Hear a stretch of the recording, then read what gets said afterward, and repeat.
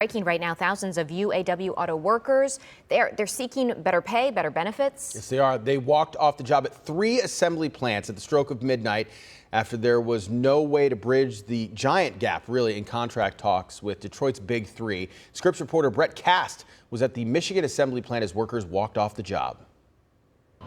I'm Brett Cast in Wayne, Michigan, outside the Michigan assembly plant, which as of midnight is now on strike, at least for the paint and assembly parts of the factory. Across the street is a UAW Local 900. You can see everybody that has already gathered here, many of them working at this plant. Some people actually from other locals have come to support and show solidarity.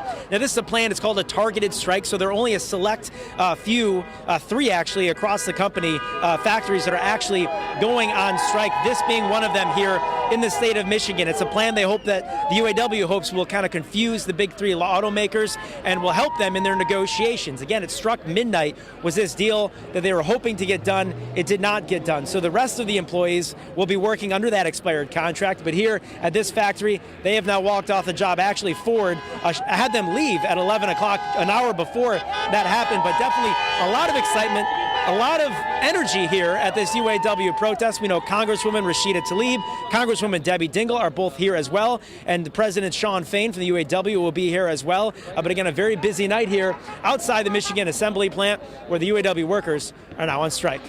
In Wayne, I'm Brett Cast, Scripps News. All right, and we are feeling those ripple effects here as well. Yes, we absolutely are. Let's bring in Kristen Swilley. She joins us live from the Ford plant in Sharonville, which we know is not on strike. So what happens there?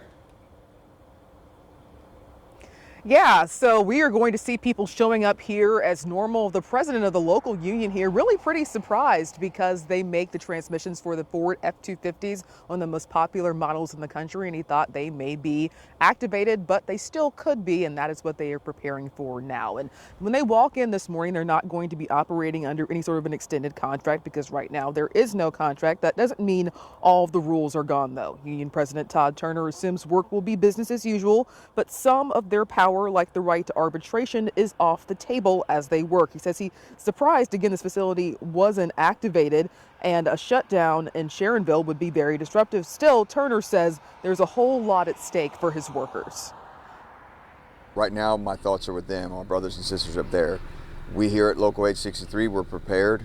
We got to stay prepared because this fight's not over. We do not have a tentative agreement, and with that, could mean that the call for us to go out could come at any time. So we'll be prepared for that like we've been doing for the last several weeks.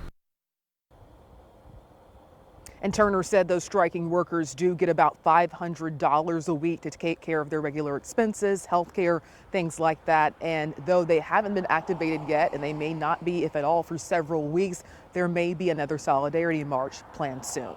We are live in Sharonville this morning. Kristen Swilley, WCPO 9 News. Kristen, thank you. Of course, there's a lot more to come with this. We'll have more extensive coverage of the auto workers strike through Good Morning Tri-State, and you can always find the latest, if you'd like, on the WCPO 9 News app as well as WCPO.com.